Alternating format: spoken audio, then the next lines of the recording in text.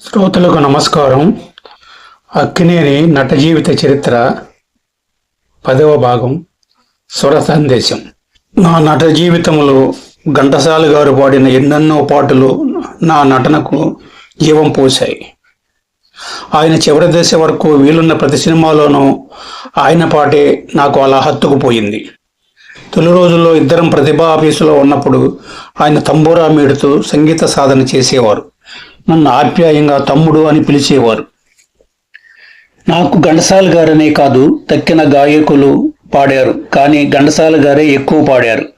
ఆయన కంఠం నా కంఠానికి హత్తుకుపోయినట్టుగా ఉండేది. గాత్రంలో భావం ఒలికిస్తూ రసోత్పత్తి చేస్తూ పాడేవారు గనక నటించేవారికి సౌలభ్యంగా ఉండేది. నాకు పాట తెలుసు గనక, తాళజ్ఞానం ఉంది గనక ప్లేబ్యాక్ పాటను సరిగ్గా అనుసరించేవాడిని. అయితే ఇక్కడ ఇంకో చిక్కు వచ్చి పడింది. నేను కూడా ఆ పాటతో పాటు నటిస్తూ గట్టిగా పాడేవాడిని. లైలా మజ్నులోనో ఎందులోనో గుర్తులేదు, కానీ భానుమతి గారితో పాడుతూ నటిస్తున్నప్పుడు, అబ్బా హీరో అపశృతి పలుకుతోందయ్యా, నీ కంఠం తగ్గించు అని మందలించారు. ఇది మళ్ళీ నటుడికి ఇంకో పరీక్ష. నోటి నుంచి శబ్దం రానియకుండా పాడాలి. పాటతో పాటు పాడితే మెడ మీద నరాలన్నీ సహజంగానే అవే కదులుతూ పొంగుతూ పాడుతున్న భ్రాంతి కలిగిస్తాయి. కానీ పాడకుండా ఒట్టి గలితో పాడాలంటే అదొక ప్రయోగం. నటనలో అది ఒక భాగమేనేమో. అలా నిశ్శబ్ద గాత్రంతో ప్రాక్టీస్ చేశాను. భానుమతి గారు చెప్పిన ఆనాటి నుండి తర్వాత వచ్చిన అన్ని పాటలు నిశ్శబ్ద భావంతోనే పాడాను. పద్యాలు అంతే. మహాకవి కాళిదాసులోని మాణిక్య వీణ పద్యాలు, జైబెరిలోని రసికరాజా తగువారమ కామ లాంటి పాటలు, వేగగతిలో సాగే స్వరాలు అన్నీ నిశ్శబ్దంగానే. అది ఒక సాధనే. అయితే ఒక నిశ్శబ్దంగా పాడటం ఒక విధంగా మంచిది విధానం అని కూడా తెలుసుకున్నాను.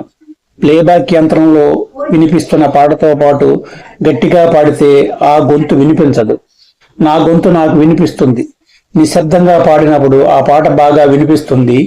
దానివల్ల పెదవుల కదలికతో పాటు భావ ప్రకటన కూడా మనమే నిర్ణయించుకోవచ్చు. నటులకి పాట పాడటం కూడా తెలిస్తే అదొక అదనపు అర్హత. పెదవుల కదలిక, భావ ప్రకటన సులువు అవుతాయి. ఇంకోటి ఉంది. కొన్ని సన్నివేశాల్లో తంబురా మీటుతో పాడాలంటే తంబురా మేడడం తెలియాలి. వాద్యం వాయిస్తూ పాడాలంటే వాద్య విధానం తెలుసుకోవాలి. పూజాఫలం సినిమాలో నేను వయోలిన్ వాయించాలి. వయోలిన్ని ఎలా పట్టుకోవాలి, ఎలా కూర్చోబెట్టాలి, వాయిస్తున్నప్పుడు స్థాయి ప్రకారం వేళ్ళు ఎలా కదలాలి, ఇవన్నీ క్షుణ్ణంగా ప్రాక్టీస్ చేశాను. అది దర్శకుడు బిఎన్ రెడ్డి గారి సలహా. వయోలినిస్ట్నిచ్చి ప్రాక్టీస్ చేయించారు. ఆరోహణ క్రమం, అవరోహణ క్రమం తప్పిపోకుండా వేళ్ళని కదిలిస్తూ వాయించడం అభ్యసించాను. ప్లేబ్యాక్ వచ్చే వయోలిన్ స్వరాలు మంద్రస్థాయి, తారాస్థాయిలో ఉన్నప్పుడు వేళ్ళు స్థాయి తగ్గట్టే కదలాలి. మంద్రస్థాయిలో స్వరము ఉంటే, వేళ్ళు తారాస్థాయిలో కదులుతూ ఉంటే చూసిన వాళ్ళందరికీ ఇది తెలియకపోవచ్చునేమో కానీ సంగీతం తెలిసిన వాళ్ళు నవ్వుకుంటారు, ఆక్షేపిస్తారు. అందుకని అది అభ్యసించాను. డాక్టర్ చక్రవర్తిలో సితారు వాయిస్తూ పాడిన మనసున మనసై కూడా అలాగే నేర్చుకున్నాను. వేళ్ళు తీగల మీద సరైన రీతిలో నడుస్తూ ఉంటే నటుడే వాయిస్తున్న భ్రాంతి 100కి 100 పాళ్ళు కలుగుతుంది.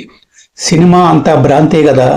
పియానో వాయించినా, మురళి వాయించినా అన్నీ కూడా విధానం తెలుసుకునే వాయించాను. ఒక విశేషం ఏమిటంటే, మాయాలోకం సినిమాలో ఒక పాట రికార్డింగ్లో నేను జలతరంగిని కూడా వాయించాను. సశేషం.